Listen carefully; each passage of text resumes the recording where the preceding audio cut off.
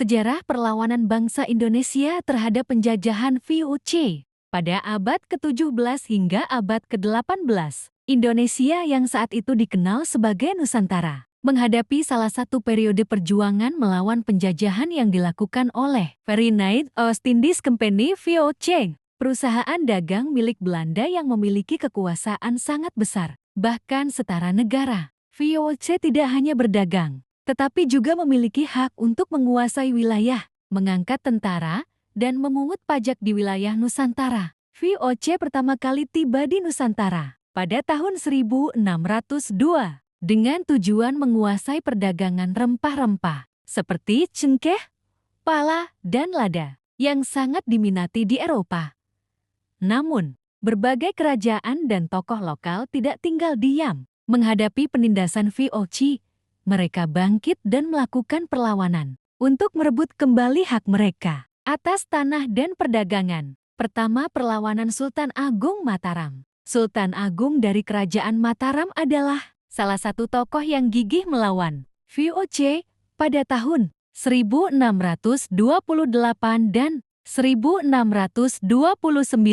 Sultan Agung melancarkan serangan besar ke markas VOC di Batavia, sekarang Jakarta. Tahun 1628, pasukan Mataram menyerang Batavia, namun gagal karena kurangnya persediaan logistik. Tahun 1629, Sultan Agung kembali menyerang dengan persiapan lebih matang. Namun VOC berhasil bertahan dengan menghancurkan logistik pasukan Mataram. Meskipun gagal, perjuangan Sultan Agung menjadi inspirasi bagi perlawanan selanjutnya. Kedua, perlawanan Sultan Hasanuddin Gowatalo. Sultan Hasanuddin dari Kerajaan Gowatalo di Sulawesi Selatan memimpin perlawanan melawan VOC yang ingin menguasai perdagangan rempah di kawasan timur. Pada tahun 1666, VOC mengirimkan armada besar untuk menyerang Gowa. Sultan Hasanuddin gigih melawan, namun akhirnya kalah setelah perjanjian Bongaya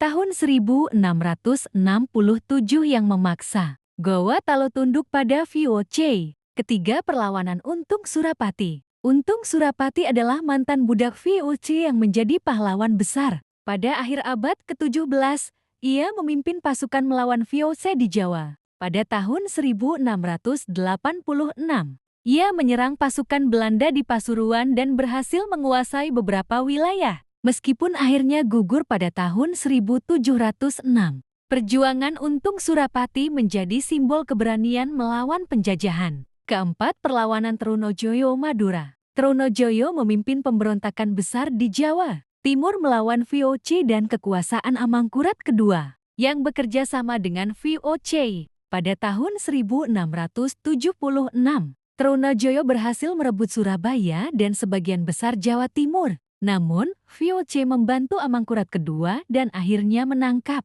Trunojoyo pada tahun 1679. Kelima, perlawanan Patimura Maluku. Thames Matulasi, yang lebih dikenal sebagai Patimura, memimpin perjuangan rakyat Maluku melawan VOC pada tahun 1817. Patimura bersama rakyat Saparua menyerang benteng Belanda, Benteng Dorstede, dan berhasil merebutnya. Namun, VOC berhasil menangkap Patimura, dan ia dihukum mati pada tahun 1817.